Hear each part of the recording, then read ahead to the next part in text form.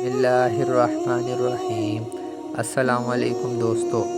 حضرت صالح علیہ السلام اللہ پاک کی جانب سے قوم سمود کی طرف بھیجے گئے ایک نبی تھے۔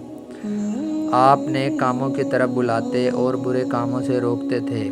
قوم سمود گناہوں میں مبتلا تھی۔ قوم سمود کے لوگ آپس میں ایک دوسرے پر ظلم کرتے تھے۔ حضرت صالح علیہ السلام نے اپنی قوم سے کہا کہ کیا تمہیں قوم عاد کے بارے میں معلوم نہیں ہے؟ ان کا انجام کس طرح عبرتناک ہوا اور اللہ نے کس طرح انہیں سزا دی۔ قوم سمود کا خاص پیشہ بھیڑ بکریوں کی پرورش اور تجارت تھی۔ قوم سمود دولت سے مالا مال تھی اور جسمانی طور پر قوی بھی تھی۔ اس قوم کی اخلاقی حالت اچھی نہیں تھی۔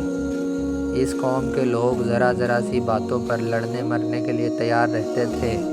بے گناہ لوگوں کو قتل کرتے، کمزور کا مال ہضم کرتے، کمزور پر ظلم ڈھاتے، بتوں کی پوجا کرتے۔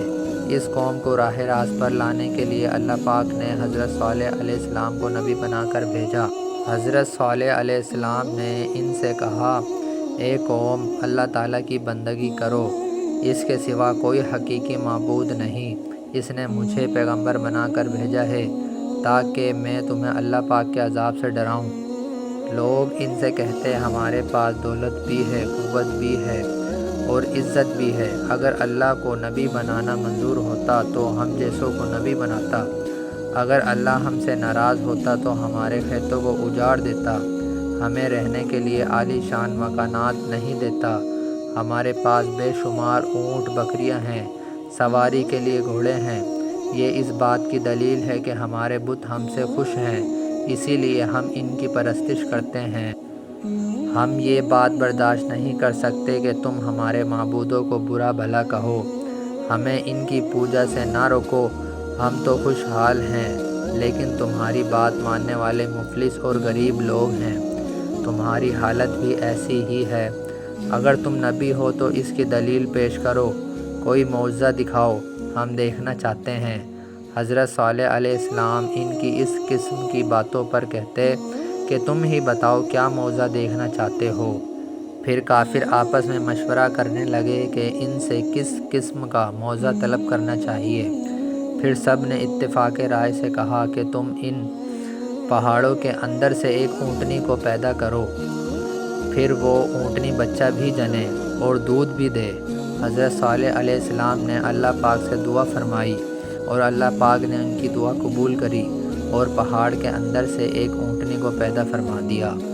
اونٹنی بہت خوبصورت تھی۔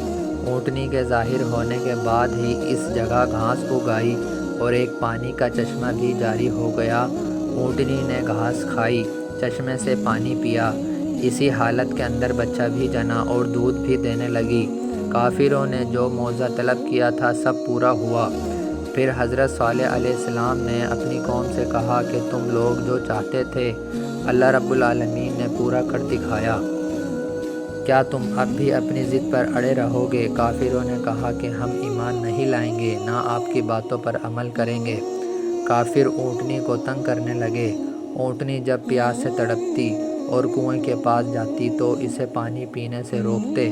بعد میں اونٹنی کو مارنے لگے، اس کا چلنا پھرنا بھی مشکل کر دیا۔ وہ اذیت سے تڑپتی رہتی، لیکن کافروں کو رحم نہیں آتا۔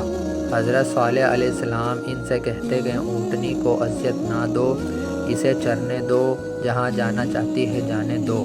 ایک دن اونٹنی چشمے سے پانی پیے گی اور دوسرے روز تمہارے جانور اور تم پانی پیو گے۔ اس کے روزانہ کے معمول میں کوئی فرق آنے نہ دو۔ تم اللہ سے ڈرو، اللہ ہی کی عبادت کرو، اور میں تمہیں اس اونٹنی کے بارے میں اللہ سے خوف دلاتا ہوں۔ تمہارے بت تمہارے کوئی کام نہیں آئیں گے۔ قوم سمود باز نہ آئی اور نہ ہی حضرت صالح علیہ السلام کی باتوں پر عمل کیا۔ ایک روز اچانک حضرت صالح علیہ السلام کی اونٹنی کو قتل کر دیا۔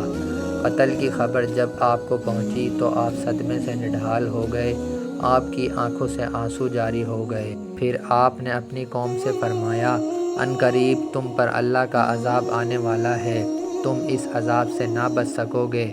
اس کے بعد آسمان پر بادل گرجنے لگے، پھر بجلی چمکی، اس کڑک اور گرج کی آواز سے پوری قوم ہلاک ہو گئی۔